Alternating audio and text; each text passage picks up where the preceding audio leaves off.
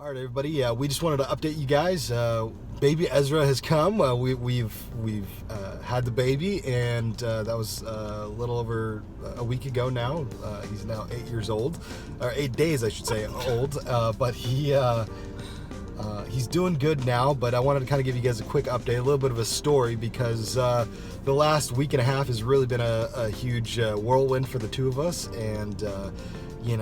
So it really starts about a week and a half ago. We had a really cool opportunity. We moved into a little private house, which is going to be a huge blessing. And so we tried to beat Ezra, because Ezra was supposed to come this week, but he ended up coming a week early. But anyways, we tried to move and get that all taken care of. And then Tuesday evening, or I should say Tuesday morning last week, Ezra decided that he needed to come and kept Alise up all night, all morning. She didn't get any sleep on that Tuesday morning, and then we went to the hospital, and sure enough, she was dilated, and then we had to wait to get admitted to the delivery room, just because she wasn't quite ready to start the delivery process, and ended up being a day and a half before Ezra actually came. So it was basically a 33 hour labor.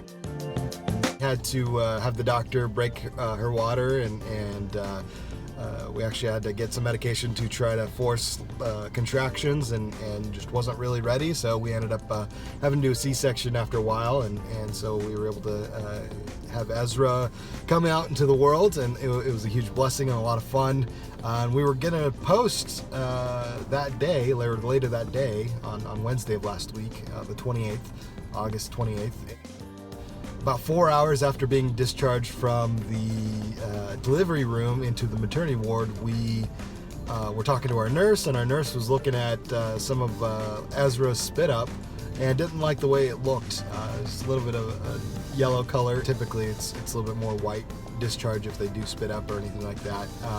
So in this case it wasn't right, and so she had to get a second opinion, and luckily there was a pediatrician walking around and came and checked on us, and he was talking to us and liked the way everything looked from Ezra, except for the way his discharge was. And so what happened was they determined that they needed to run a test, so they did a dye test where they put him under an x-ray, and were able to check where all the liquids were going in his body, and then they found that all of the liquids would go down into his stomach, and then it stopped, and it wouldn't go anywhere else from there. And so they were really concerned about that, and that basically meant that they had to do emergency surgery. And we were at the Trinity Mother Francis over in Tyler at that time, and they said, well, we're gonna have to transport him over to Dallas. So of course Alise is just out of getting a C-section, and we're barely getting settled into the maternity ward, and now they're saying that they've got to transport him over to Dallas. So originally I was going to ride a plane with him, and then the plane got taken for another higher priority case, and so they helicoptered Ezra to Dallas. So right now we're actually sitting in the parking lot of Children's Medical Center Dallas, and it's been an amazing experience, both at Trinity Mother Francis and here, just dealing with the nurse staff, the doctors. Everybody's been very accommodating, been very much a blessing to us. My mom and I ended up driving from Tyler to Dallas in hopes of trying to beat the helicopter there, and in fact we did. So Wednesday night around just before midnight, we ended up getting here and checked in, and they were like, well, Ezra isn't here yet, so you guys are gonna have to wait. And then it was about, I don't know, 12:31 a.m. The next morning, on Thursday morning, that they arrived and checked him in, and then about 1 a.m., 1:30, maybe 2 o'clock, they ended up going into surgery. Basically, they thought that it was called a malrotation.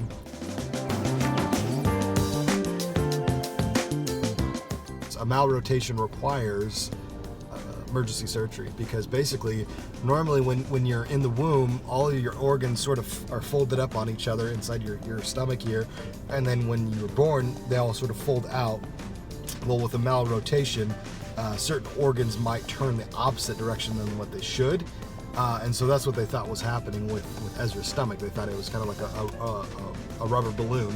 It was just twisted shut, and that wasn't the case. And so what was Yeah. So they ended up doing some exploratory surgery. They were going to correct that if that was the case. And they kind of prepared us for some worst case scenarios, which thank God it didn't happen. But what they ended up finding was that it's called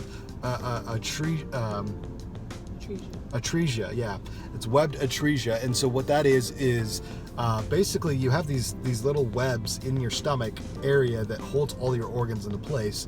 Well, sometimes in rare cases, it will actually develop inside either your intestines or your stomach as well. And so we ended up finding that was the case, or that's what the surgeons found. And what they did is they ended up cutting open his lower stomach, upper intestines, and they split it open, cut it open, and then cut out all of the webbing that was blocking all of that the food from going further into his bowels. So Ezra is doing good. He's been recovering. Basically after the surgery, they were pumping him, and they had him on ventilator after the surgery just because of the nature of him being a newborn, and also anesthesia. It forced him to not want to breathe on his own, so they had to use a ventilator to help him breathe, and they managed to get him off of that. He started breathing on his own again, and then they were just waiting for the swelling to go down and get a lot of that stomach bile and the healing happening from his surgery pumped out of his stomach, and they were assisting with that. And now they've removed all the tubes, and now he's all on his own. And what they've done now is we're weaning him back onto food. Off of the IV. Off of IV, hopefully soon. And we've been just sort of in this whole process, and all the while that's happening, last Sunday ended up we were moving, and again grateful for our work family for helping us out with that, and also our church family coming together to help us prepare that house, because I was doing a little bit of construction to repair some things before we moved in, and really grateful for Crosspoint community, and thank you guys for coming, and really can't express how thankful we are. Yeah, blessing to that, not to mention our family and close friends that have really reached out to us and helped us out. For those of you that this is the first time you're hearing it, sorry, like we wanted to let you guys know, but we didn't know what to expect, and we didn't want to alarm anybody until we knew a lot more details. And it looks like best case scenario this next weekend, I think potentially he could be released. Everything's looking good so far. If not, there's a potential if something changes and he just isn't healing quite as good as they are hoping, then he might be here another week. It could be 2 weeks. But best case scenario, it looks like this weekend he'll be released, which is awesome. Yeah. Anyways, guys, welcome Ezra to the world, and so continue to pray for him. And yeah, we appreciate all of your prayers and your help and your advice, and yeah, continue to pray for Alise. She had a C-section. She's still recovering from that, but we're really grateful. And thank you guys so much for your prayers. And we love everybody. Yeah, love you guys. And hope to connect with you guys soon. And can't wait for you guys to meet Ezra.